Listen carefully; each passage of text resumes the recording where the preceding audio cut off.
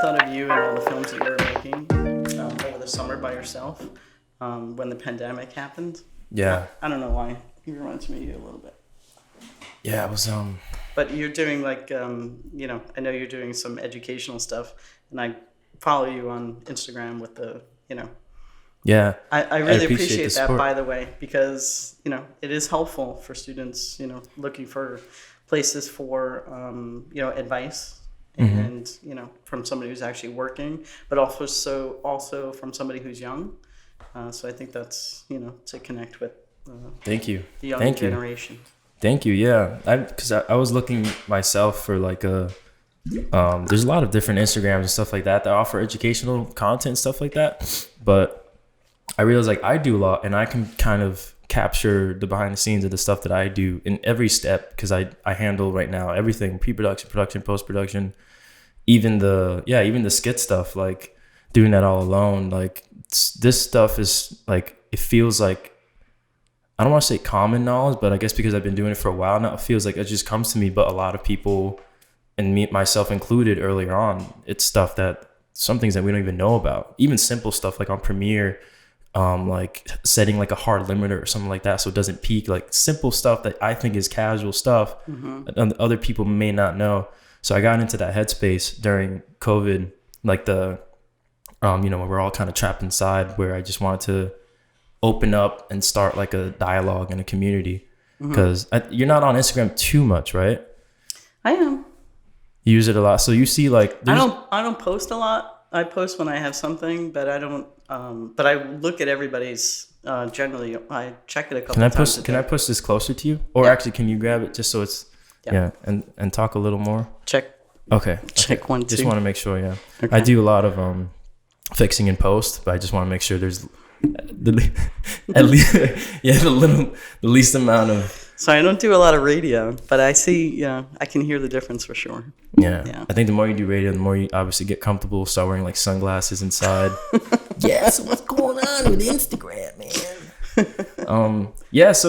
So I just want to have a dialogue in a community, and more locally, and maybe expand bigger, because I don't see any platforms right now where it's Jersey City based, where like creative people can go on and talk and ask questions and stuff like that. So that was like my idea behind ROQ Initiative. The only difficulty is like it's hard doing it while working at the same time. I realized, like, balancing the release of stuff like these things. But my idea was to start getting into colleges and opening up internships and bringing people on. So there's some grunt work, as there is always, right, here and there, but then like music video productions and more branded content things and stuff like that, they could come on board and experience on set and post-production. So I figured there's some good things to offer. Yeah, that's great. That's really wonderful. I've been trying to, as an adjunct at the college, I've been trying to get graduates to kind of, either come back to the end of the year showcase, or just try to be more involved with the students who were there. Because when I was in school, that's how it was. It was the people who had graduated who were working would come back and look for those grunt workers, and that's how you kind of got experience. Because a lot of times, the one thing that is about production is the most valuable thing is experience. And unless you're actually doing it, and you can sit in a classroom and learn the lessons and know it, but until you actually do it, it doesn't really sink in. And not that it doesn't sink in, but you really do need that experience, and that's invaluable. So that's great. Yeah, it's hands-on, like 100%.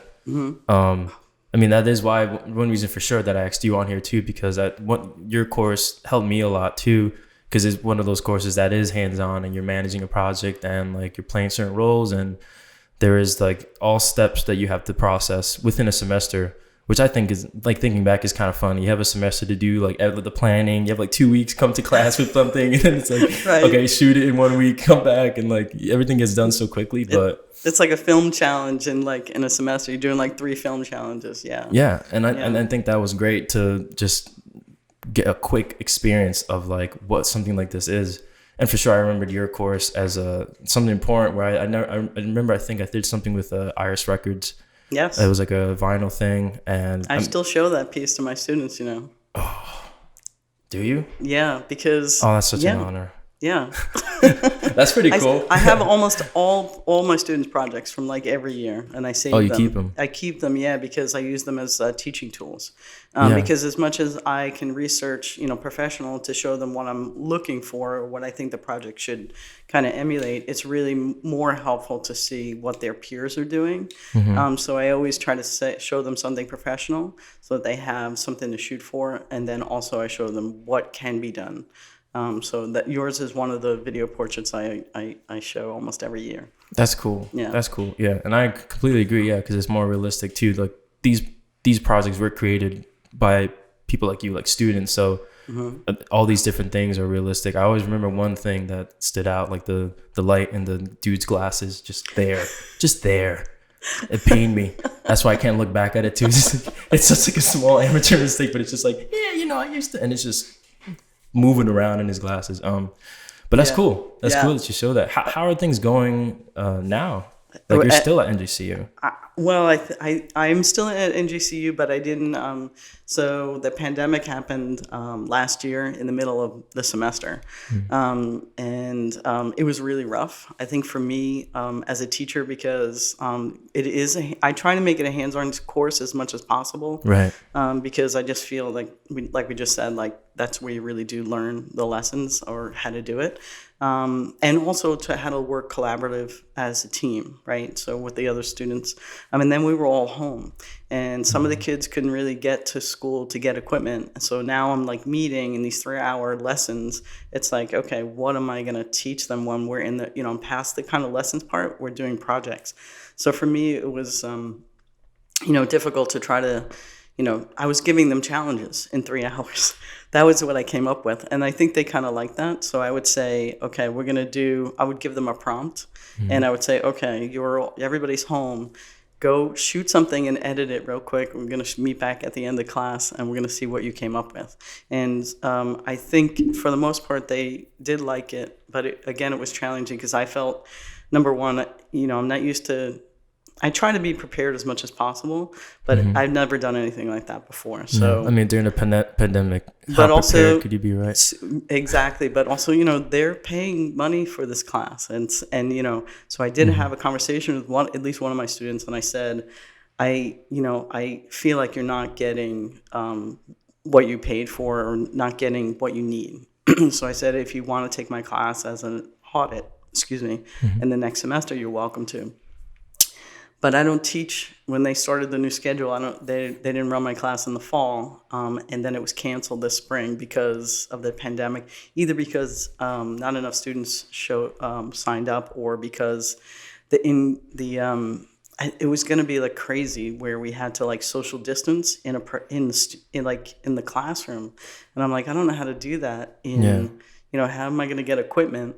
When you're over there, you're over there. Yeah. So you have to be standing at Central and be like, okay, you can come and pick it up, and you walk away, and then it'd be the whole process, every class. This is, production is a team, it's a team job, right? So you can't do it. I mean, you can do it by yourself, but it's difficult. So I was actually kind of relieved that they canceled the class. So so that's where I'm at. But I'm still teaching my high school. Trying to do the best I can, learning, some cloud-based like software that they can use on their own without having to pay for anything. So it's challenging. So we're all in the same situation. So definitely, yeah, and it's for sure challenging for teachers that have to, especially the younger kids get. I feel like the shorter attention span. At least college, it's like a lot of the students know that they're paying for this money and they're more honed in, but then the younger kids, like, and I'm talking about like first, second graders and stuff, like not used to this world at all, have to like sit there and listen to a teacher virtually when all their toys and all their like shit is all around them, or whatever the parents do, move them to the kitchen. It's like you got to figure out all these different things. Well, I have, a bunch of 18-year-olds who are like, I know at 8 o'clock in the morning, they're still in bed. They're locked on. And I'm like, it's okay. I don't want to see you. I don't want to see where you are. You can turn your cameras off. Just answer me when I don't talk. Yeah. Oh, man. Yeah. So that's kind of rough. I mean, they're teenage. They're, older teenagers. They're seniors. And, so. Yeah. And production is such a like we were saying, hands-on teamwork thing. Like we're close quarters. Like if there's a camera and there's like no monitor, it's usually two people close up looking at the camera, confirming stuff, and then like someone setting up lights, another person underneath helping. Like for the filmmaking process, the pandemic, I mean, it shut down Hollywood too. It's just, it's such a hard-hitting thing. I tried to do a lighting lesson with them from home, and I'm like, okay. Ooh, I spent a lot of time trying to, like coming up with the lessons, just using like your lamps and things like that. And I did this whole lesson, and we talked about it. And then the kids are like, I can't do that. I don't have any lamps in my house. Oh, and I'm like, wait a minute.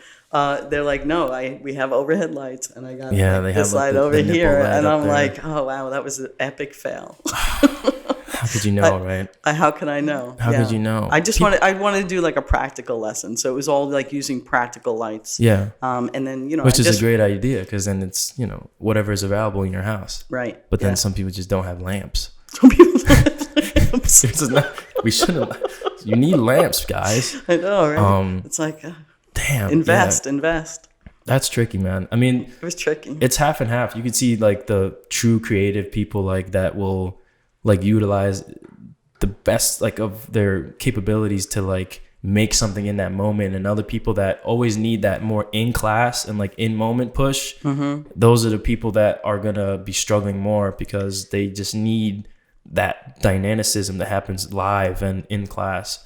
And then because I did what's it called, teacher assistant for Delmira, so like I got to get to like know some of the students personally in class and understand like these different personalities as well a little bit, where like this one kid already knew about cameras, what he was doing, and he did the assignment, but it wasn't an issue for him at all. And then very contrasting, another student, like, the white balance is off or something, and it's like, oh, can you reshoot it? And then they don't reshoot it. They come back next week and they don't do it. It's like, wait, what happened? You had a whole week. How many hours is that? We're awake like 8 hours, so it's like, so the struggle. Yeah, I know the struggle a little bit, just a very little bit, just being the teacher assistant. But then you'll still see like these students. Like, did you have some people that still kind of shined in this moment that in my high school students? In your course, yeah. Yeah, I mean, for sure. And I also had like a lot of students like stepped up, like a lot of students who were maybe not like natural. Some kids have a natural ability to understand composition and how to set things up, just seem to just take to it easily. But then I've also had some students who struggled with the concepts, but would work really, really hard as juniors, and then like as seniors, just in this home environment, they've really kind of just shined, and not necessarily surprised me, because they were always like great kids, but their work is like better than other students who I thought would do much better. So yeah, I don't know if I answered your question, but I want to also say I have that same, when I teach at NJCU, the college, I have the same struggles where I have a lot of different like levels of knowledge in the class. So sometimes I don't always know where to start. So I always just try to start at the beginning, and I always figure that like a refresher can never hurt.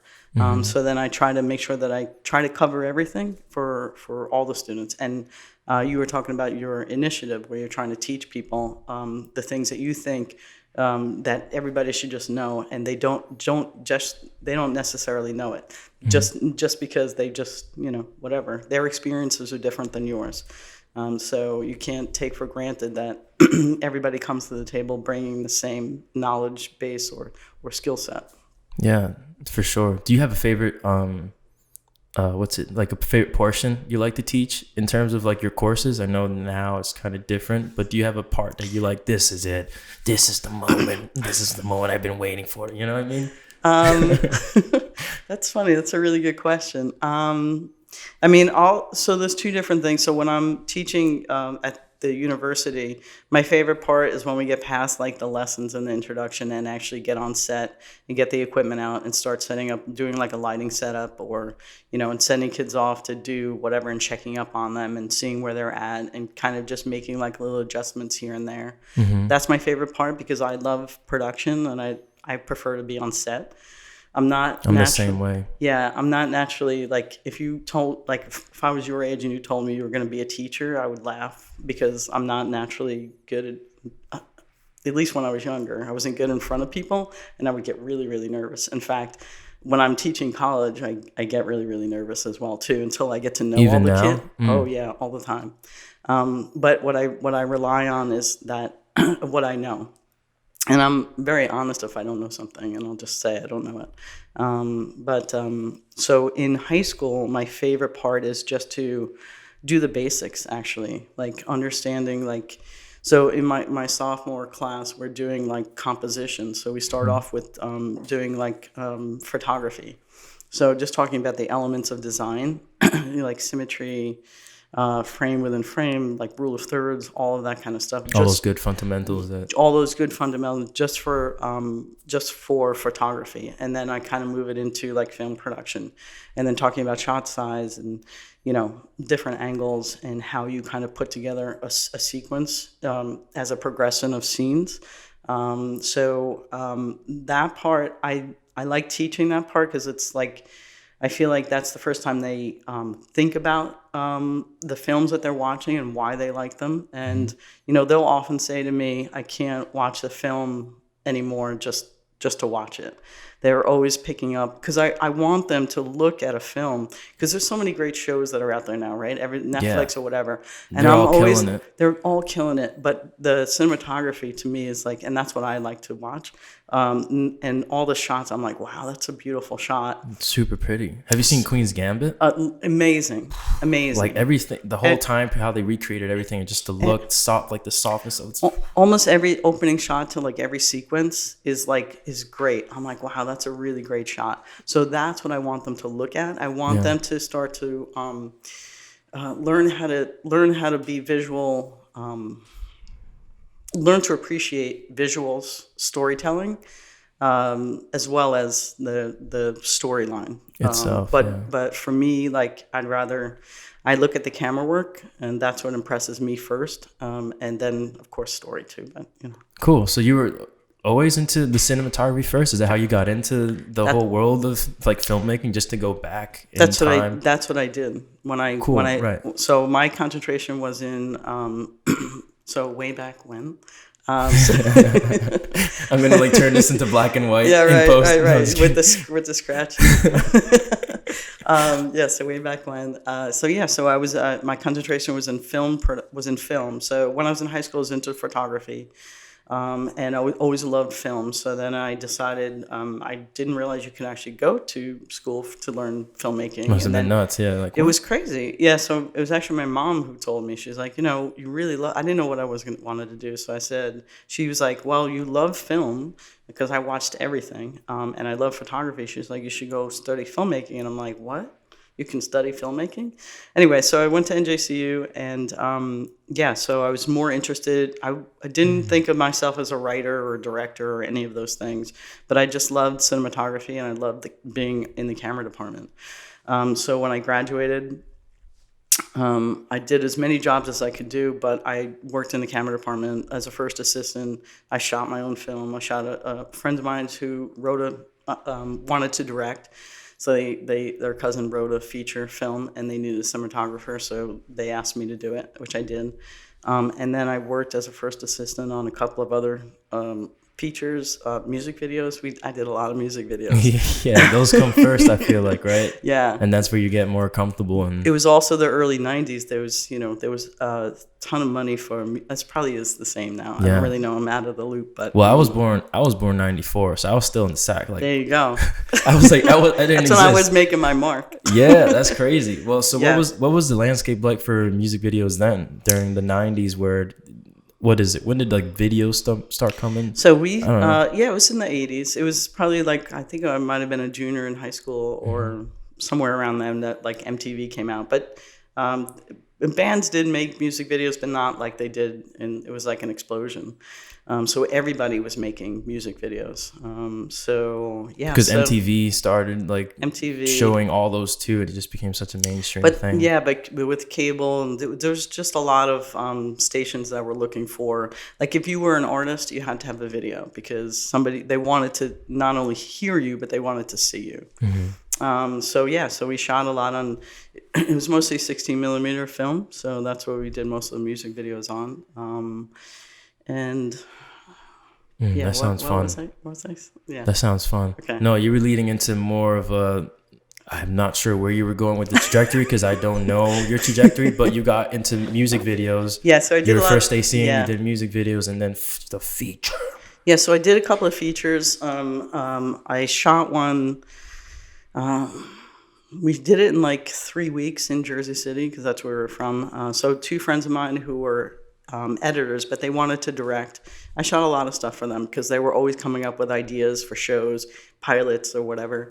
But they wanted to direct a feature. So we went through the whole thing, had actors, casting, and all of that. And we just had locations around Jersey City. I was lighting and being the cinematographer and camera operator. Yeah. And then luckily a student from NJCU, he was a little bit older, but he wanted to get into lighting. So he hopped on board and ended up being the gaffer for the film.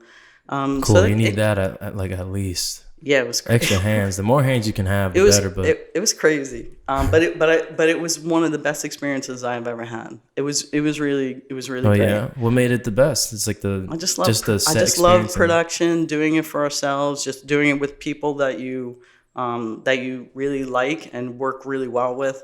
That's true. It feels like a family. It feels like a family. Or it should. Yeah. And then another friend of mine who was he was a DP. Hired me to work on a film for him as his first, and I worked for 2 other films for him, and then just some music videos. So once you start your name gets out there, people will ask you for to work. So that's what I did. But at the same time, I was doing there was a lot of corporate video out there, and corporate video. Yeah. I would get paid like what I made in like one day of corporate video. I would make like in a week on almost the same. Yeah, but, yeah. Well, it's proven true even today. Commercial and corporate, it's the best. They pay well because it's these established things, and then the music videos and the more artistic things is always the more struggling aspect because it's like independent artist or self-financed. Right. Which brings its own thrills because I assume you feel the same way maybe as I do as corporate. It's like you get the job done. Yeah. You get your money. Right. And then you self-finance. So, you just spend it all on that's right. everything else. Yeah. Or you pay the rent or something like that. Yeah. Should have rent to pay. Yeah. Anyway. Yeah. So corporate video. Corporate video is the best. But I would do anything. Whoever needed, like I would do audio. When you're freelancing, when you're young, yeah, I would do anything. That's cool. It still translates to today, like when you're freelancing, jack of all trades. Although you choose your thing and you like hone in on it as much as you can, you got to do everything else to make money and pay the rent and just finance everything else you're trying to do. Mm-hmm. Yep. That's why I try to tell my college students. They're like, because they'll ask me, how do you get work? And I'm like, the first thing you need to do is know what you want to do. Because, For sure. Yeah, because people were like, have you heard of anything? I'm like, well, what is it that you do? What is it that your specialty? They're like, well, I'll do anything. I'm like, if you can be more specific, it helps me to know like where, who to contact. Yeah. Is it like daunting sometimes? Like managing, you're essentially like overseer. And these like kids are asking these questions like, I don't know what to do. It's like, you must find your way. You're like what is it, like the sage? Like what is the person on top of the mountain? Yeah. Like, what I'm talking about? Like the wisdom. Yeah, it's a sage, right? Right? Is it sometimes daunting? You're handling like these different personalities and like essentially future careers. It's daunting, but it's more like sometimes I don't know what to tell them. I'm like, because it's like you'll find, part of it is you'll find your way. Like 100%. You found your way, right? So it's like it's not like you're, an accountant and now you've got your accountant, whatever, your degree, and you're going to go work for, you're going to look on, well, now you can look on LinkedIn. There's a lot more jobs out there. But Indeed.com. Indeed.com. Yeah. Indeed. That you can probably find work Plug in. there now, but I think it's a little harder for production because, it's a really word of mouth, because if you're working on set and you're doing a good job, that person will either recommend you to somebody else or hire you again. Looking at your resume is helpful, but when you're first starting out, you don't have much on your resume to say that, this is what I can do. Let me show you what I can do. Yeah, it is early on setting kind of like an idea of what it is you want to do. Because time is so valuable too. But there's also so many different paths for different career paths. If you want to be an AD, it's a completely different thing. So if you want to be a scriptwriter or screenwriter or whatever it is, or if you want to be a producer, there are so many different paths. And I only really know my path. Of course, I know people in the business and I know their paths, so I can offer some advice that way. But there's just so many different ways into the. You're good. Sometimes we'll bump into these things. Okay, I'll try. The wires are all over it's the funny place. because I probably shouldn't say this on camera, but I'm known because I talk a lot with my hands. So all my friends know, keep the red wine away from me, because at some point, I've knocked wine down in almost every friend of mine's house. That's funny because I have wine. I was gonna say like, hey, do you want to have a glass? Just maybe later. Maybe later, so there's less. When the hands aren't moving so much. Yeah, spillage is okay. Spillage is okay. I would spill some stuff here too, but that's funny. So I was also gonna say, as a cinematographer, do you work like closely with when you were shooting these music videos and these projects, did you work closely with the director in the sense of like working on storyboards and shot lists? Like how deep did you get into the pre-production of stuff? That's a really good question. Not a lot. I mean, because so it depends on the job. So I'll talk about the one that I was the cinematographer for the short film, because with the what's the title of the short film, just to at least have like a. It's not a short film. Sorry, it's a feature film. It's called Until You Die. It's a shoot 'em up kind of movie. We actually blew something up. It was very cool. Yeah, we had pyrotechnics on set for the handguns, and then when we had to go out to a field somewhere, and actually we had a frame of a house that we actually blew up. Just the front, like just the facade of it or whatever. Yeah. So and they took care of the explosion. So we had we shot it on in Super 16. So we had that, and then we actually had, and then there was another. What else do we have? We rented a second camera. Yeah, you're having fun. That sounds like a blast. So how far into production did I get? So we had a lot of meetings ahead of time with the feature film, and I would really work with them about like what kind of shots we were going to do. But they really had an idea, because there was two of them. So it was two friends. They're like brothers. They really had an idea of what they wanted it to look like. So I was just there to try to make it happen and make it look as good as possible. So not the Coen brothers, right? Yeah, a little bit. Yeah, they're both editors. One works. They're both like in tune. Yeah. And then on for the music videos, they were kind of low budget, even though we got paid well. So it was like the director came to me. It's like, okay, we're doing this shot. It was all on set. Mm-hmm. So we would go to the camera rental place and check it out the day before and all of that. And we would pick it up and bring it back. And then we'd kind of get on set, and then we would have like a meeting and be like, okay, these are the locations we're going to be doing. And then meeting with the full team. And then he would meet with the director would meet with like whatever the grips, if we had a dolly shot and they had to set up a dolly somewhere, and they're like, okay. So music videos can be a little bit loose, as I don't know how you guys do it, but we didn't really plan it out I mean, we did plan it out where we had to build a set in the old, we actually rented out the old media arts department in there, because they had two TV studios. So we built a set in there. So And I think I'm losing my No, that's train of cool. thought. No, that's cool. No, you were just breaking down the pre-production approach, which makes Yeah. me think about my approach. And I like to have meetings too, but it's like very how do you say the word? Compartmentalized. Compartmentalized. You tried, then you started drinking your water. You throwing me off, Juan. Compartmentalized, right? So I have like my meeting with like the DP, and we create like the shot list, and I have like a treatment that's kind of like a storyboard. So I get pretty intricate with my planning, which I feel like helps me on set be relaxed and chill, because I have all this like these things I'm holding like in terms of like structure that I can always look at. Right. On set.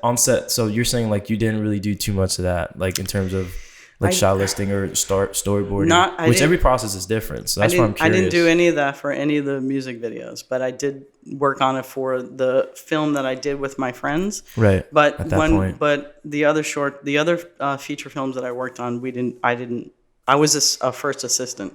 All I had to do, so the DP took care of that. So all I had to do is make sure we were in focus, and I had to make sure that I was a first assistant. So I had a second assistant, and then we had a camera intern.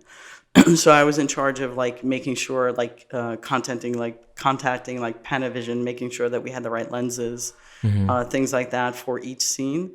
And also, ordering film stock, making sure we had the right film stock for each set, for each setup or each scene. And then anything that had to do with building the camera. Yeah. Mounting it on a car, those kinds of things. So we would have meetings for that. But as far as like shot composition, only for the one, coming up with a shot list, only for the one film. But pretty much the directors really kind of already knew what they wanted. So yeah.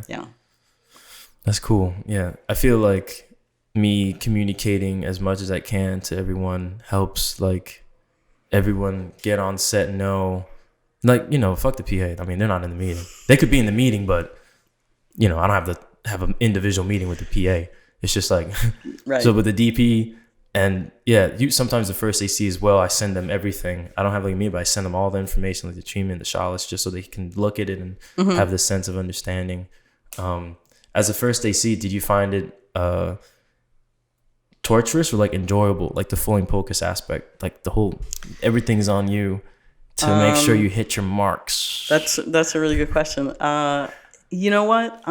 In the beginning, I did, but I think you kind of it depends on the, on your aperture. Yeah. So if you're really, I always shoot 1.8. If open, then you really have to be on your toes. Yeah. But I did. I would check and double check, because you just never want to be soft if you're not supposed to. Yeah. No. Yeah. That's funny. So I just got really good at measuring, like eyeing distance. Yeah. You would put markers on the actual wheel as well, right? Or something I would like that. put markers on the wheels, all sorts of that. But also, if I could, I would put markers on the floor, so that not for the actors blocking, but just for me for distance. Yeah. And then whenever I was like, if we're just standing there, I would just make sure that I knew where, like if the actor was going to be here, and because sometimes you never know what they're going to do in the scene spontaneously. So I would just make sure that I knew where the different marks were, and so I don't know if I got lucky or just so far so good. I guess, right? Yeah. But I don't have to do that anymore, or I don't do that anymore. I'm curious if like there was like a really challenging shot you remember.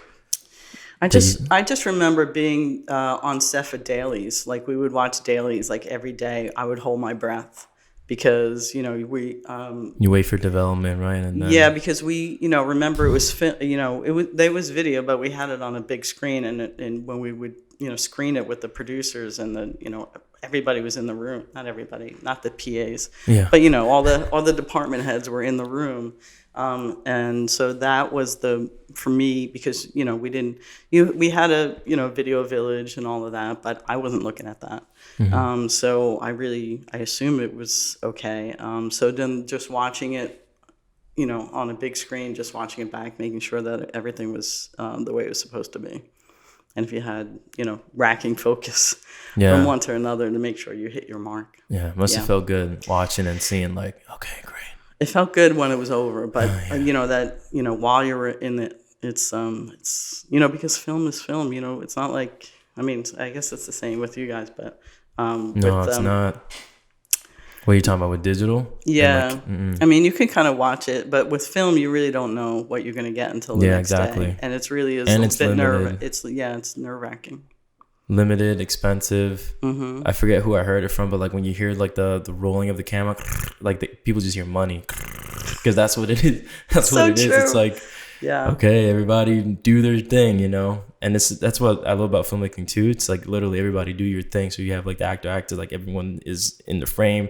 They have to perform well. Director needs to give this certain direction well. The shooter the DP has to, perform the shot well. The AC has to put, like, it's such a action, that moment, everything just like, I always say to everybody, it's a miracle that films get made or anything gets made, because there's so many different moving parts and everybody has to come together.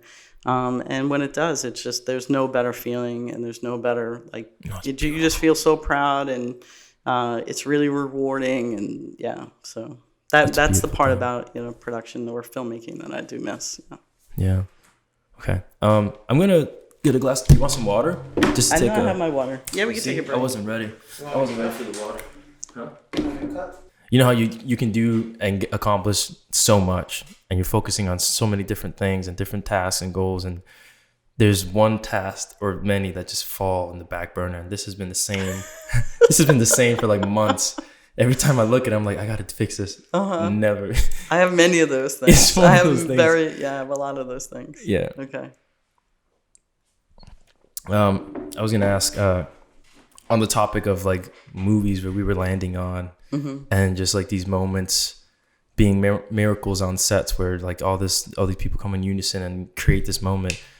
I don't know if you ever shared in class or anything, but what are your like favorite movies? Your favorite or favorite genre, to start more general? My students always ask me what my favorite movie is, and I'm like, and what I tell them is that I appreciate artistic value in a lot of different kinds of films, for different reasons. But I really do like Wes Anderson is one of my favorites. I really do love the Coen brothers. I'm trying to get into really support more women filmmakers. Yeah.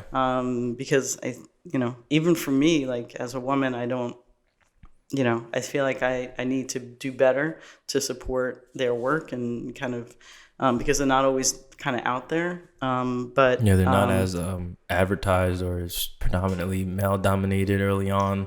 Right. And now things I feel are getting more conscious in terms of gender, but for sure, it was like male dominated industry. So it's always just the dudes, their names getting pushed out. Scorsese, Tarantino, Spielberg. Scorsese, even back then. Yeah, it's great. I mean, I'm sorry, I didn't mean to cut you off, but go ahead. No, you're good. Yeah. So, so I just, I will look at anything. And the other thing is that there's so many good things. There's so much content out there. I personally feel it's kind of not hard to keep up, but just trying to appreciate the work that's being done for, on Netflix and all of those other. Yeah, it's overwhelming. It is overwhelming. The serial work that's coming out, those series, I think that's really great. Everything is changing from movies to now like TV becoming the cool like fleshed out thing to do, because now these episodes are like mini like movies. They're like hour long, full narratives, but they continue on. You kidding me? So I have to binge this, and it's like a whole day's gone.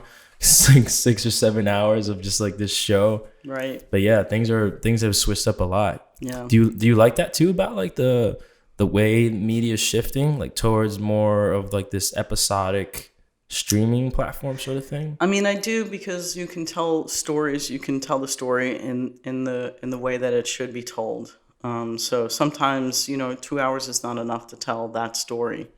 But I also love, I'm a really big fan of the cinema, and I really do miss, I grew up before cable. So one of my favorite things to do was to actually go to the theater. And I do kind of miss that. That's one of the things I miss about, being in this pandemic is actually the experience of going to, watching something on the big screen and getting that experience. So I hope that doesn't go away. I hope they try to figure out ways to keep people in the seats. I know I'll always go, but at the same time, there's a lot of content that I probably wouldn't, you end up becoming a little more choosy. So for that, and if I miss something, it's like, okay, I could still watch it at home somehow. So I do like that, but I just hope the gathering or, kind of going out to experience a film doesn't get lost, because I think it's important. Yeah. Yeah, that's the big bummer. I'm big on theater experience too, because nothing really replaces that. Like big screen, you alone with the movie, especially if it's more special to you, where that like the director, so you go out there to see his work, and it's like, or her work. There you go. You see us in here. Oh, that's a problem. That's a problem. But you go to see their work, right? And it's special. It's more special because you're in this audience too of strangers. Like I talk about it pretty often too, just because it's been so long, and everyone's just like connected in these certain moments. Like the hero swooshes in and everyone's like cheering together. It's like, right. And you're literally next to some strangers, and then there's this moment of unison. But yeah, unless you have like a dope spot like in your house, right. Like surround sound, right. Nothing really beats that. I just got a TV in my house. Oh, really? 55-inch. Yeah, it's my first TV because I lived with my parents for a while. I moved out top of this year. I live with some roommates, and I have a TV. That's pretty cool. It's pretty Congratulations. Cool. Thank you. Before I had a laptop. So that's where I was watching my movies, plug it in on my chest. And then just like close. Cinematic experience. There it is, So I saw a lot of movies first time on my laptop, and it's like I feel like if I was a director, I'd be upset at what's going on now, but also just like the fact that your movie is gonna stream online and people are just gonna watch it on a laptop. So it's like you shoot it and it's like this idea of where it should be seen. It's like opposite. Yeah, I mean, you definitely lose the there's a whole lot of artists involved in making a film, and on the smaller screen, it's just not the same experience. So, yeah. And then it depends on your internet. The shadows are all like fucked up in my Netflix. There's like weird glitchiness in the shadow, so it's not clean. It's not even video glitch. It's not even like video grain. It's not even like somewhat aesthetically pleasing. It's just like weird, and it ruins the image. I would feel hurt, knowing someone was watching my work, right? And it's like glitchy looking. All that work you put into it. It's all glitchy looking. Is there something you've gone to recently to the theaters, or you've just avoided it all? All the panini. I'm staying home. I'm old, so yeah. I'm afraid. But I'm vaccinated now, so I'm feeling a little bit more adventurous. Theaters are pretty chill now too, where AMC, they give you the seat next to you like free, basically. Like no one's gonna sit there. Oh, do they? On both sides, yeah. Like the most recent movie I went to watch was Tenet a while ago. Okay. Which was really fun. Big fan of Christopher Nolan. That movie, he just went a little too far with what he does, which is fine because he's got his mind and money. So right. I like that he challenges his viewers and audience every movie, but I left there more frustrated because it was just it's such a mixed bag of things. I don't know if you've seen it yet. I haven't actually, but I am also a big fan of Christopher Nolan too. I was going to mention him because I know he also likes to shoot on film, which is he's very adamant about it too. Yeah, which I'm really like glad that there are some filmmakers who are like kind of bringing it back or keeping it alive. So that's nice. It's like some of the people I mentioned, like Tarantino. He's all about it. I don't know. I think Scorsese made the switch up with The Irishman. Yeah, and he did things digitally in terms of everything too, digital aging and stuff. Like, have you seen that one? I have seen it. Yeah. That's talking about length, right? Like movies being that's almost 4 hours long. I know. That's like a whole day you have to plan. Yeah. Around did you like movie. That movie? I did like it. Okay. I thought it was a little too long. Because I don't like splitting my viewing experience in like 2 days or something like that, and that's what I ended up doing. So it's like taking the break and then revisiting the world is like. It takes you out of it. Obviously, you take that short break from it, you're no longer feeling that consistency. But I mean, the cast too, bringing the the greats together again. Right. I mean, I think for me, like, I appreciate it for that reason, but I just felt like he was like, I mean, again, like Jimmy Hoffa was like a, like, or right, it was Jimmy Hoffa, yeah. It was a good story to tell, but I just felt like it was like a rehash of like some things he's already done. I wasn't a big fan of it, but Yeah. but I can appreciate it. I could appreciate it, but I think it was too long too. Yeah, too long, and it's just like his last hurrah though. So it's like in the sense of like the mafia style movies that he's always done. It felt very much like that. Joe Pesci pulling someone aside, he'd be like, "You're good, you're gonna be good." That guy. It's always like these side conversations that happen. Right. So it very much felt like his early work, but then it felt like, I guess like his goodbye to it too. Just the way it ended. It's very depressing, like very like different from like Goodfellas was like kind of raunchy, actiony, and it ended in a bad note where it showed consequences, but it wasn't like, I feel like The Irishman ended in such an isolated, quieter, like depressing way that showed like, okay, you can have this lifestyle, but then it might lead to, like he ended up being alone. I forgot the name though of the guy who was protecting like I don't Jimmy, know. and It's been a while since I saw it, but yeah. let's just say De Niro. But yeah, basically Right. De Niro was like protecting these two individuals, and he got himself all worked up and fixed into that whole world. And then his kids, he was shitty to his kids and family. So then at the end, he's like got nobody, and he's just sitting there, which I love the length of the movie because you get that contrast of like, you remember these parties that he was at and stuff like that, and like the extravagance of it, and then he's just in this retirement home alone, sitting there, isolated, which plays into the cinematography because it's always, I think about that last shot, he's just in the door frame, small, Right. And that's just like a super wide shot. He's just small in the frame, and it's like, fuck, damn. It's like, he used to be this guy, he used to be the guy, Right. and then it's like, here he is, and Right. that's the power too of like camera work, like just showcasing like that message. He's like, this is the guy now. This is him. He's just diminished into Right. like a dying.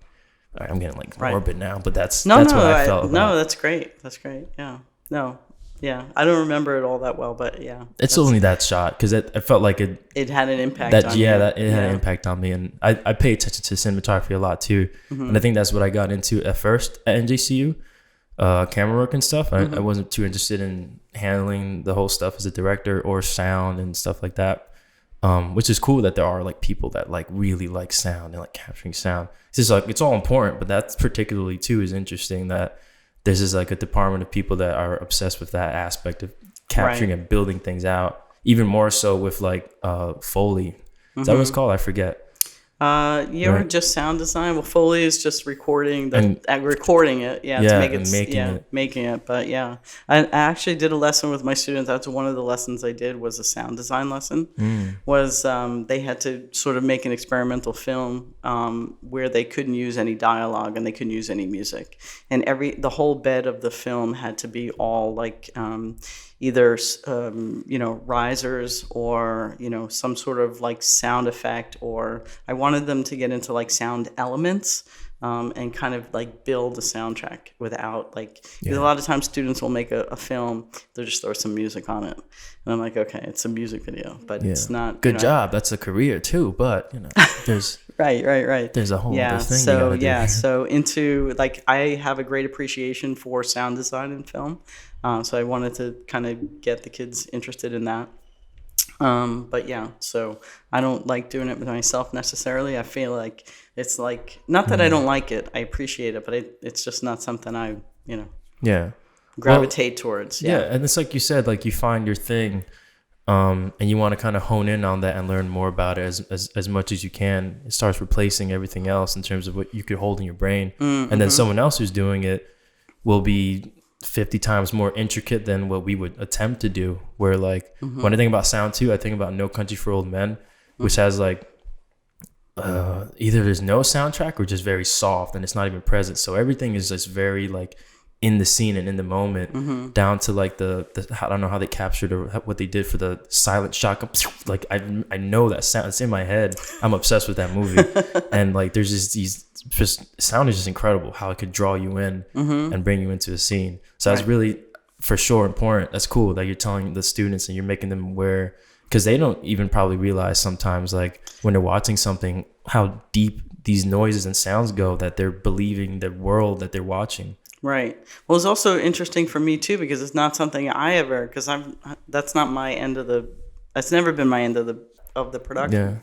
Yeah. So just like kind of like studying it myself just to get ready for that lesson was just really interesting. Just learning the terminology because I didn't really know any of it. Yeah. I forget. I've been questioning Foley. So I was like, is that what it is? That's like the main thing.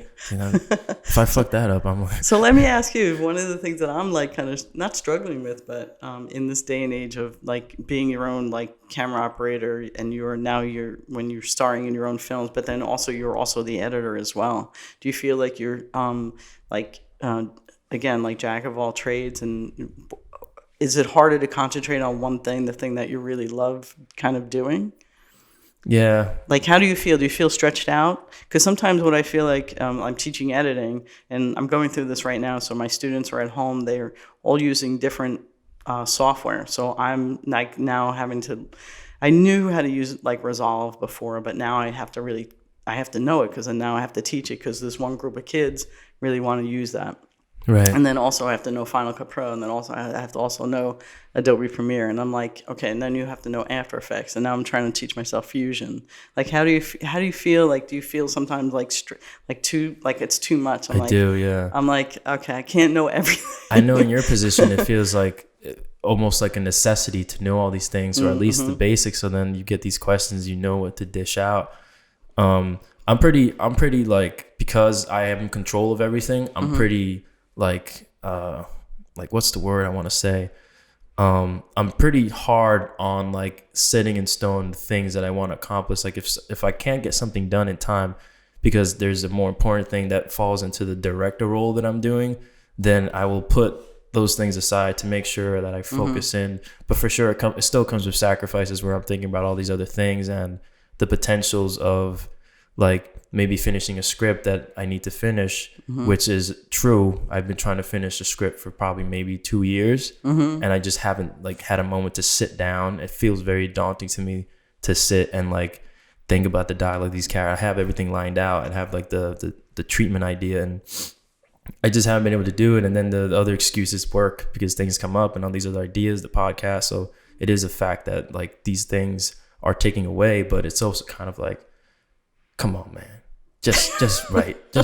You know, it is definitely challenging to kind of figure out how to not stretch yourself too thin. I think it's easier when you're young though, since you have, in terms of like your students and stuff, like they have more time to figure out all these different things. They don't yet have to worry about rent, unless we're talking about college students where there's like cars and phone and you know, health and all this other insurance and stuff like that. But I'm still trying to figure out a proper balance, especially with the script I mentioned. Like, it's strange how there's something that you could really want to be doing that's very important to you, and you just don't address it. You know, that's been the struggle for me personally. Like, I've been doing music videos, same path, and I want to begin my first short film, and in order to do that, I need, you know, a proper script. But I've also just been looking for a writer, because I've also accepted the whole thing about like you like what you do is what you do. But then I look at like Paul Thomas Anderson, special sort of case. He writes and directs all his work.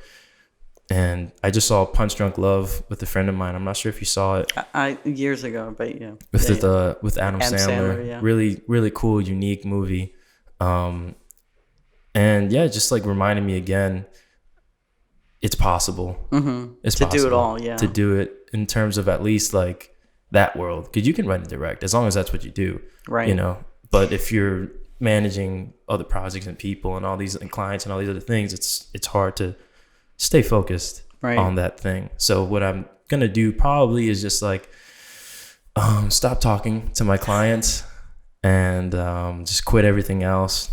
Maybe go up to the mountains. Okay. Go up to the mountains. The Shining vibes, you know. You know, I wish they had like residencies for like filmmakers. It's too bad there's not a residency you can do. You know what a residency is? I know they have residencies here in terms of hosting artists like for free. Well, a lot of times they'll do it for like real like painters, or they do it for other visual arts, but they should do it for writers as well. Actually, they do it for I know for like, you know, artists who like video art. Mm-hmm. So you apply for a residency, and basically you go off to like Cape Cod somewhere for like 2 months, and they'll pay you, and they pay your rent so that you don't do anything but work. It's a residency. They do it like, I don't know. There was just one that came up for me that was sent to me in the email, but it wasn't for filmmakers. It was for mostly painters, and I'm like, damn, I wish it was for educators who taught a discipline, and if it was for filmmakers. It's okay. I'll repeat that so you can edit it together. That was like the wine. That's the microphone's the wine. If they had it for filmmakers, I would definitely have applied for it, because I could definitely like use some time to like just not think about everything else and just write. Yeah, that's cool. I've never looked into residencies. I think Sundance does one. Oh well, that's beyond me. Or is that bad to say? No, I think it's bad to say. Yeah, you should. I down talk myself. Don't down talk I try yourself. not to, but yeah, you're very talented. I think you should. Well, thank you. Yeah, thank you. No. I don't know what your film was about, but yeah. So I had like a conversation with myself as to whether or not like my first thing I wanted it to be either serious with a message or just have fun with it. I went with the latter, so I'm having fun with it, and it's a story about just like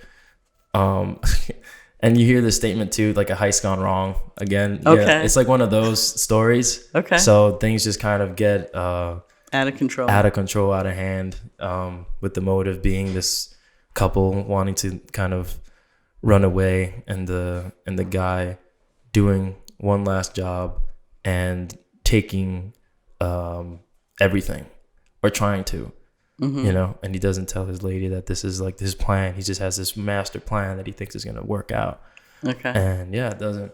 So it's just like super, super like probably Scorsese inspired.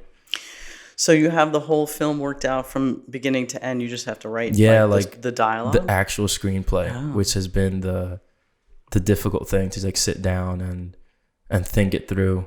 And I guess it's because it's such a, I'm pretty patient, but similar to like what traits you need when you're painting or drawing, you just need to have that patience with yourself. And I have a short attention span, and I think that's where kind of like it kind of disappears, when I could start trying to write, and then YouTube surfing suddenly happens. It's funny. I just did an experiment for one of my high school seniors, and the experiment was just to lay off of like any kind of social media for like 3 days, and just write your experiences and what it meant. And obviously, for somebody my age, it's not as I'm not into it as much as somebody who's younger.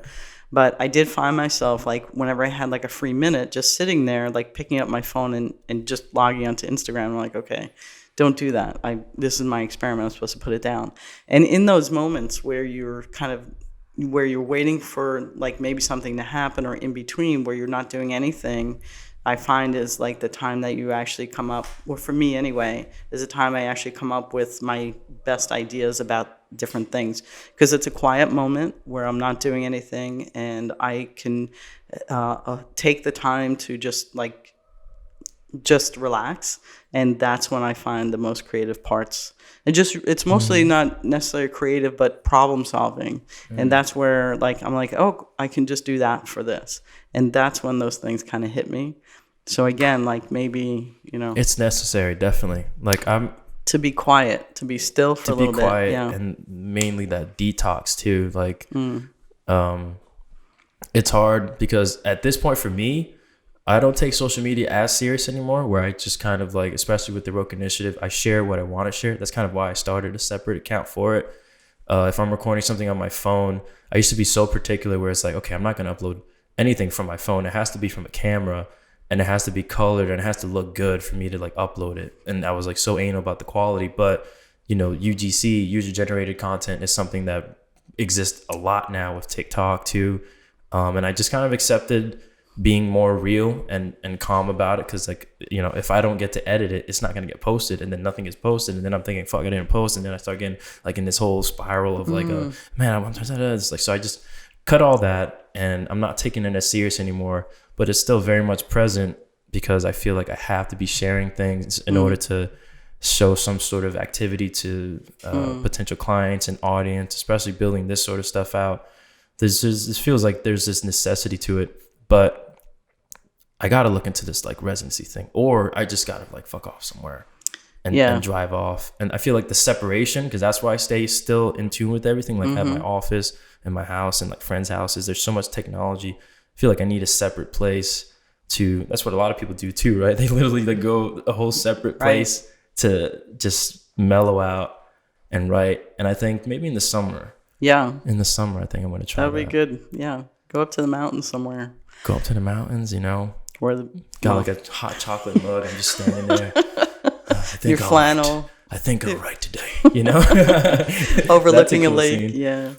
I'm a little. But you know, in this day and age, it's really important for your career to kind of maintain that, you know, be in the mix all the time. Because you do feel like you don't want to lose anything, especially when you're young, like you, just kind of starting out. You need to kind of be there so that it's. So I understand that struggle of, you know, trying to have a career where you get paid to do something, but also, you know, allowing enough time to do your own creative process. So, or creative endeavors, I guess. So yeah. It's a tough year and a tough spot. Yeah. Tough year, tough spot. And that's one of the things I liked about teaching is I thought I was going to have the summers free to actually work on like my own stuff. And you know, sometimes I do, but you know, it's not as much time as you think. And grading must be kind of it's the worst. It's the thing I right? hate. Yeah. It's the thing I hate the most about. It's like you're grading. Because now people are probably working on their iPhones too, shooting certain things and projects. They're all shooting on their phones unless they don't, in which case I've gone to school and gotten them some DSLRs. But even that is just difficult because, you know, they're young and, you know, again, like when you were teaching those students, like some of it's not white balance. It's like, you know, they didn't understand, you know, I don't know what's out of focus because when you look at a monitor this big, everything looks like it's in focus. And then when you put it up, it's like... That looks like you said, like soft. It's just like, and that's the worst when it's just like slightly, and you're like, fuck, because that's happened to me, and it's like, okay, now you can't really use that, right? And it's like focus right here. it's like right there, and it's just like the person's talking, you're just watching it take. You're like, great. Yeah, that's happened on these podcasts too, where I've handled it myself. Oh, really? And I think everything's good, fun conversation, willy nilly, and then I get in post, and my whole shot, my whole take of like 30 minutes is soft on like my angle or something, and just like raise the sharpness. So it's just this weird deformed looking. It's tough, man, but that's cool. Anyway, that's cool. So good luck with your script. I hope you get away this sometime. Thank you. I think I will. Again, it's like one of those things like I was mentioning earlier. It's like if you have a lot going on and you know the things that you do want to do are here, it's just being tough on yourself and hard and just being like, let me just force this break. Let me force this break and get this thing going. Okay. So hopefully it happens. Right. We'll see. I'll keep you updated. Oh, yeah. I'd like to hear. I think this is a good note. All right. Thank you for coming, Callie. It was a pleasure catching up and talking to you. It was good to talk to you too. Thanks for having me.